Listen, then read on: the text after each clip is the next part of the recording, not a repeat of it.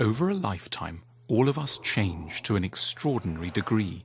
From a physical perspective, we start off as a little bundle about 50 centimeters high, with cherubic features and elastic soft skin, and then we may end up, some 90 years later, as a stooped, grey, liver-spotted, 180 centimeter high structure. In the intervening period, every single cell in our body will have been replaced, often many times over, and will have gone through all kinds of experiences that perhaps leave almost no trace in memory.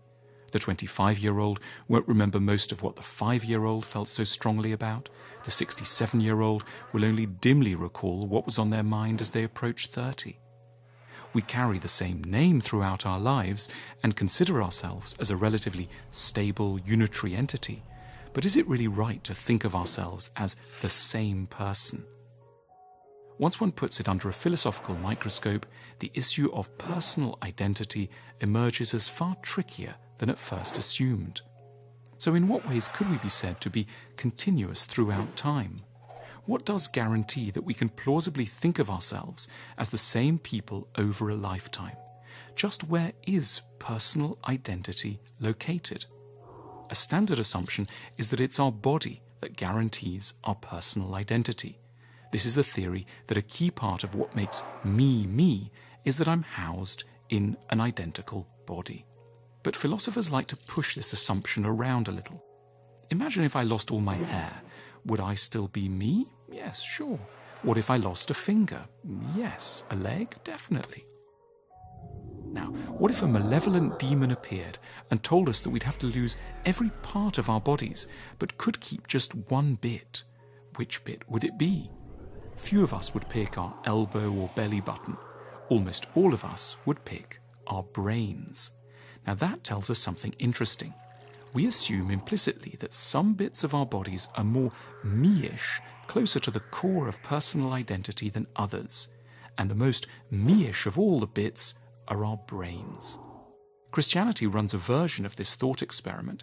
It asks us to think what will happen after our death, and it imagines a separation of the body, ultimately not that significant, and the ongoing survival of a more modest, precious bit that it calls the soul. There's another version of this thought experiment that two lovers can play. In the early throes of love, two people who've gone to bed together might ask, "What do you really like about me?" The wrong answer is to say, "Your fabulous breasts," or "your amazing muscular arms." Breasts and chest don't ultimately feel me-ish enough to be a respectable answer.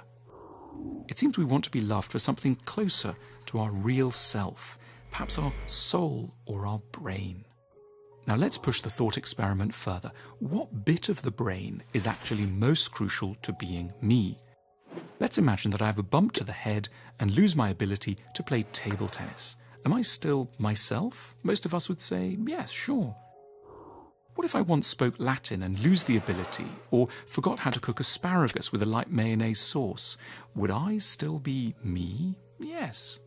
In other words, technical capacities don't feel very close to the core of personal identity. What about other kinds of memories? A big part of making me me tends to be my store of memories. I remember the carpet in my bedroom when I was growing up, or the girl I was in love with at university, or the weather over Sydney as we came into land for my first Australian book tour.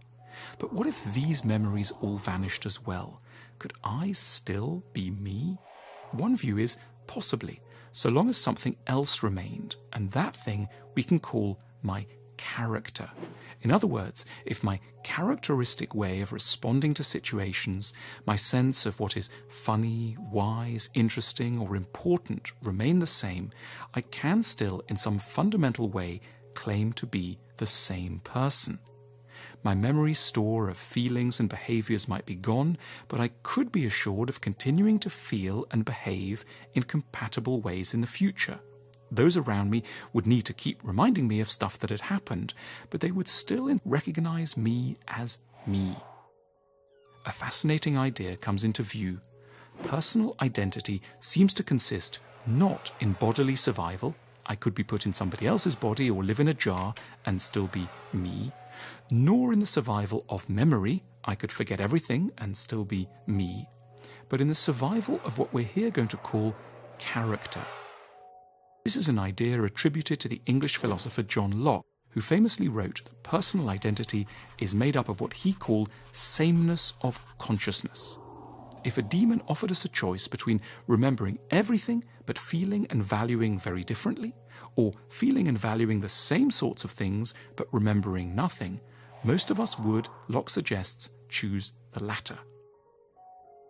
So, if we have to boil personal identity down to its essence, it seems to come down to values, inclinations, and temperament.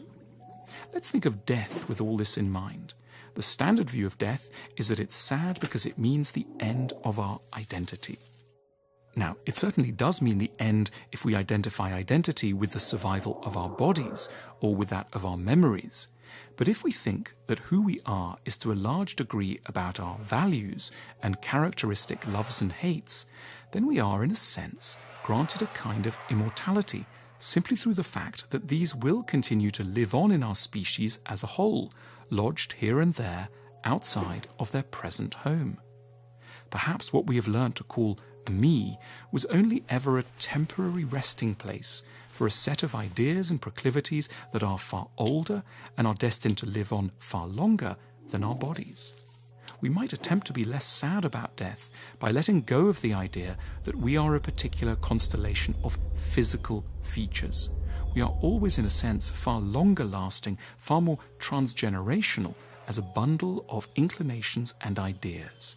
We will continue to crop up and live wherever those ideas that are most characteristic of us will emerge, as they must, in the generations that are to come.